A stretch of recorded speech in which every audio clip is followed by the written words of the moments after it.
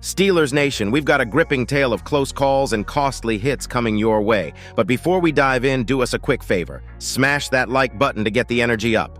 Now, let's buckle in and uncover the intensity in these headlines. It's no secret that the Steelers specialize in heart-pounding games, but what's it like for the players themselves? Najee Harris gives us a peek into the chaos. Hold your breath because this might be scarier than you think. But do we dare hope for some dominant wins? Stick around, and we'll tackle that question next. The Pittsburgh Steelers have a way of making their fans hold their breath until the very last second of the game. Games within the AFC North are usually nail-biters, and the Steelers, with their struggling offense and solid defense, often find themselves in one-score games. Steelers running back Najee Harris shared his thoughts on playing in these tense contests. Throughout the 2023 NFL season, almost every Steelers game has been decided by one score, except for the two games they lost badly to the San Francisco 49ers and the Houston Texans.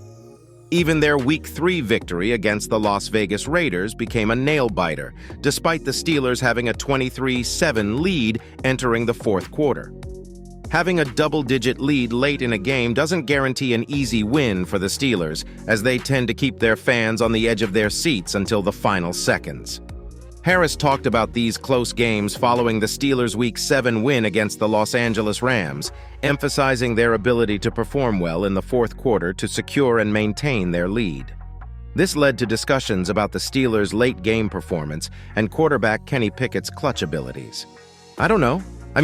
It's scary, though, because it can go either way.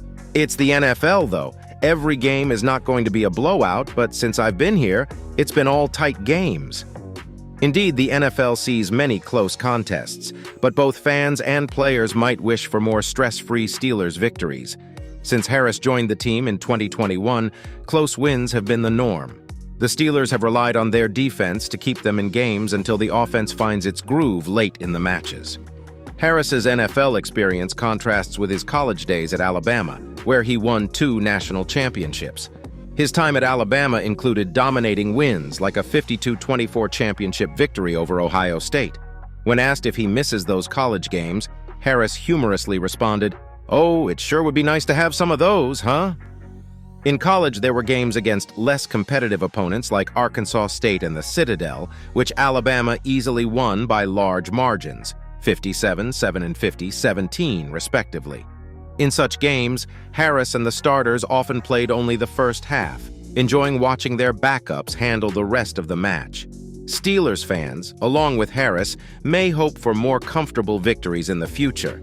While it may not happen in Week 8 against the 5-2 Jacksonville Jaguars, the Steelers have upcoming games against the Tennessee Titans, Green Bay Packers, and Arizona Cardinals. Perhaps they can find a way to secure some dominant wins. Then, brace yourselves for this jaw-dropper. The NFL's not pulling any punches when it comes to fines, but is the punishment fitting the crime for Jaylen Warren? We'll dissect the fine print and see if it adds up. But here's a hint. It might have you scratching your head, so stay tuned. The NFL decided to fine Pittsburgh Steelers running back Jaylen Warren a substantial amount of $48,556 for an unnecessary roughness incident that occurred in Week 8 against the Los Angeles Rams.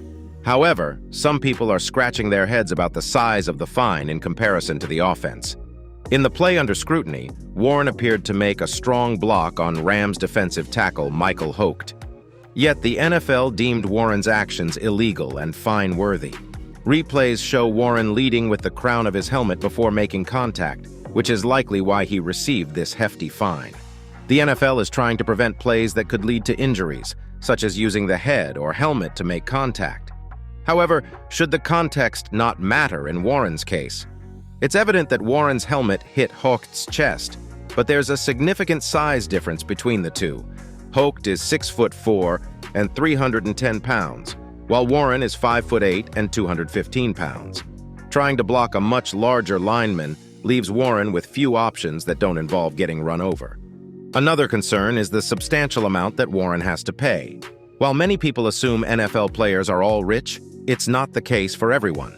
Warren is on a rookie deal, earning $870,000.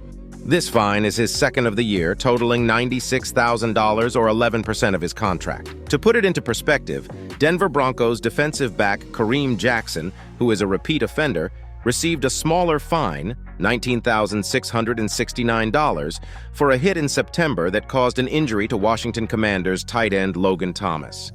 This was also Jackson's second fine for an illegal hit within only 2 weeks of the season.